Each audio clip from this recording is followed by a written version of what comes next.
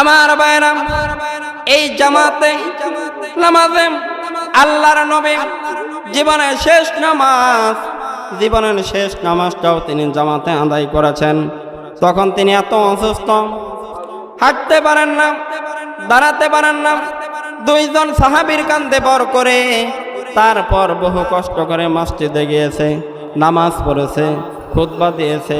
খুতবা দিতে গিয়ে বললেন, আজ থেকে মসজিদে নববীর চতুর্দিকে সকলের দরজা বন্ধ হয়ে যাবে, শুধু এক আবু বকরের দরজাটা খোলা থাকবে। আল্লাহর নবী বললেন, আল্লাহ রাব্বুল আলামিন এই পৃথিবীতে তার এক বান্দাকে জাগতিক সব সম্পদ দিতে চেয়েছিলেন, কিন্তু আল্লাহর সে বান্দা জাগতিক সব সম্পদকে উপেক্ষা করে মাবুদের সাথে দেখা করাকে তিনি বেশি পছন্দ মনে করেছেন। এত যখন কথা বললেন, কেউ কিছু বুঝলো না।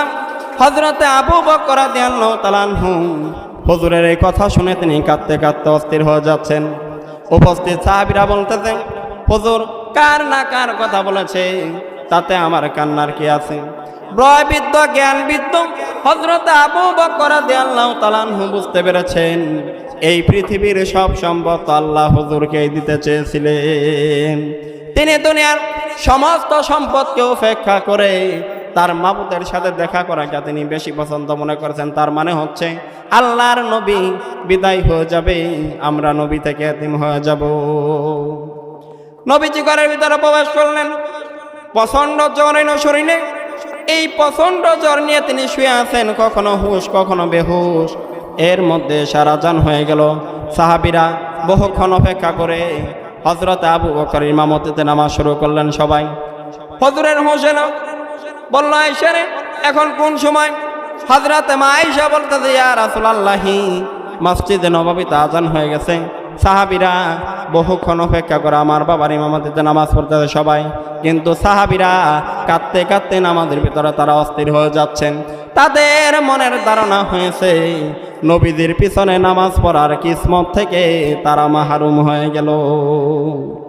হুজুর বললেন, আয়েশা দরজা খুলে দাও, আর আমার মাথাটা একটু উঁচু করে ধরো। দরজা খুলে দেওয়া হলো, নবীদের মাথা উঁচু করে ধরা হলো। নবীজি জামাতে নামাজের দৃশ্য দেখে আবার শুয়ে পড়লেন। হযরতে মা আয়েশা লক্ষ্য করে দেখতেছেন হুজুরের দুই চোখের কোণা বেয়ে বেয়ে পানি পড়তেছে। হযরতে আয়েশা প্রশ্ন করলেন, ইয়া রাসূলুল্লাহ, নামাজের দৃশ্য দেখে চোখে কেন পানি আসলো?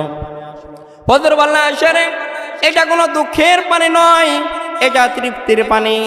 এই যে নামাজ জামাত আদায় করতেছে লোকেরা, এই জামাত কায়েমের জন্য, তাই